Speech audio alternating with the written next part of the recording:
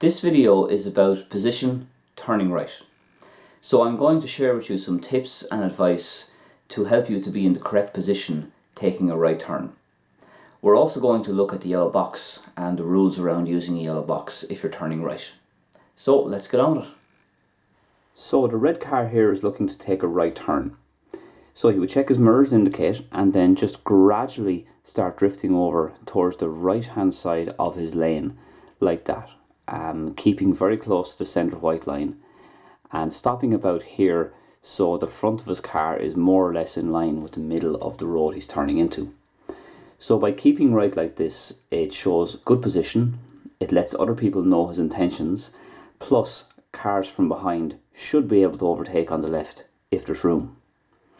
While the red car is waiting, he should use the handbrake if he stopped on a hill or stopped for a long time, say over 4 or 5 seconds. And he should turn after the yellow car. So this yellow car would go first, but the blue car would have to wait for the red car. So let's say the blue car was positioned for a right turn over there. So if the blue car wanted to turn right, he would have to wait until the red car is turned in first, and then the blue car could go. So that's how we would position ourselves for a right turn there in relation to the red car taking a right from a major road onto a minor road. And as you will see in this example from when I was out driving, I'm checking my mirrors at this stage, indicating, and then just gradually coming over towards the right hand side of my lane, while at the same time not crossing my middle white line. Positioning myself so that the front of my car is in line or almost in line with the middle of the road I'm turning into. And that means I'm in a good position to complete the right turn. And as you'll see, making sure I keep left on the next road. So the red car in this situation is going to be taking a right turn from a minor road out onto a major road.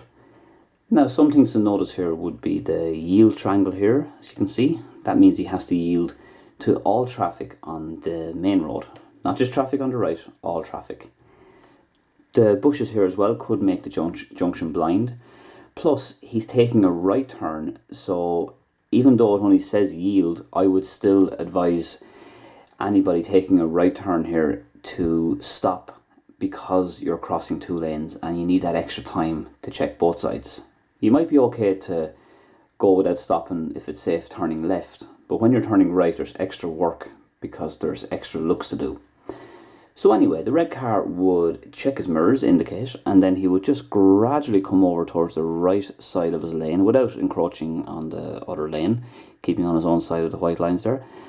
Up he comes like that, just kind of being square with the line like that. And it's advisable to stop, as I said, making sure to give good looks both sides, keeping the indicator on, and then provided it's safe, he should complete the turn. But do not lock the wheel here while you're waiting. If you lock the wheel right here, the chances are you're going to go like that, which is a poor position. Don't lock the wheel. Just go a little bit straight first like that, and then turn, and it's much neater and tidier when you do it that way. So this is from when I was out driving a few days ago. I'm taking a right here from a minor road out onto a major road. The junction is reasonably open, but there is a continuous white line there, which means I have to stop. So anyway, I check my mirrors, I signal, I gradually drift over towards the right side of my lane while not crossing over the centre white line. I make sure to stop completely at the stop sign, giving good looks, and then when I feel it's safe, I complete the right turn. When you're turning right, you must not cut the corner. Cutting the corner is this here. So the yellow car is taking a right, and if the yellow car turns too soon and goes like that as he's taking the right turn onto the minor road there, he is cutting the corner. So that's a poor position and you're risking obstructing other traffic who could be on the way up to the stop or yield line. So make sure if you're taking the right turn, like the yellow car, that you go a little bit further down and go like that rather than cut across here. Another important point to make here in relation to the red car taking the right turn is firstly understanding that the yellow car has the right of way, because the yellow car in this situation anyway is on the main road, so the yellow car should be allowed to turn in first like that.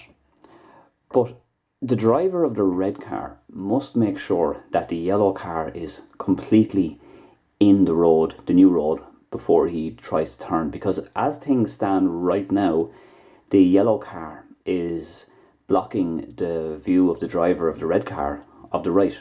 So the driver of the red car can't see to the right. So just because the driver of the red car can't see doesn't mean it's safe to go. So the driver of the red car should wait until the yellow car is all the way back here, so well past the back of his car here, and then the red car can pull out if it's safe. But he mustn't pull out, the driver of the red car mustn't pull out when the yellow car is here or here, because he's going to be blinded by the swing of the yellow car. Let's look at the rule now with the yellow box, specifically in relation to turning right. So let's get the rule clear first. The rule with the yellow box is you're not allowed to stop in it, you're not allowed to block the yellow box.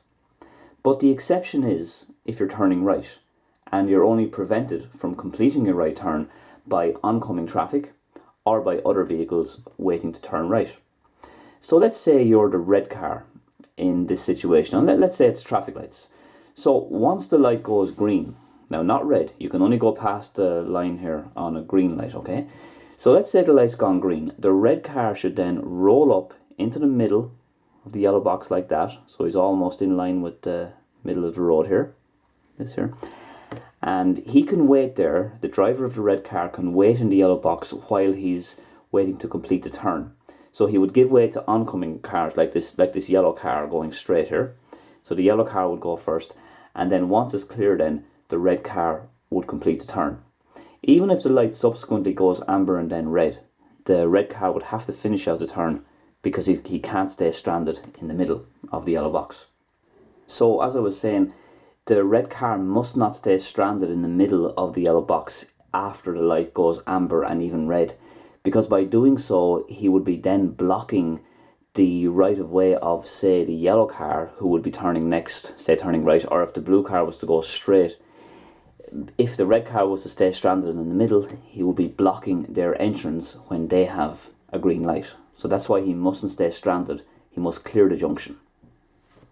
Then there's the question of, if we just bring the red car back here where he was, just there, there's the question then of, can a second car, say the blue car here, so we'll just bring this blue car up a little bit here. Now, can the blue car follow the red car in, or should the blue car wait back here until the red car clears it? Now, the rules clearly state that the blue car is allowed to roll in to the yellow box and wait, because in the case of the blue car, he's prevented from turning right by other vehicles turning right. So the red car is prevented from completing the right turn by oncoming cars, say, like the yellow car here. And the blue car is prevented from completing his right turn by other vehicles waiting to turn right, namely that would be the red car.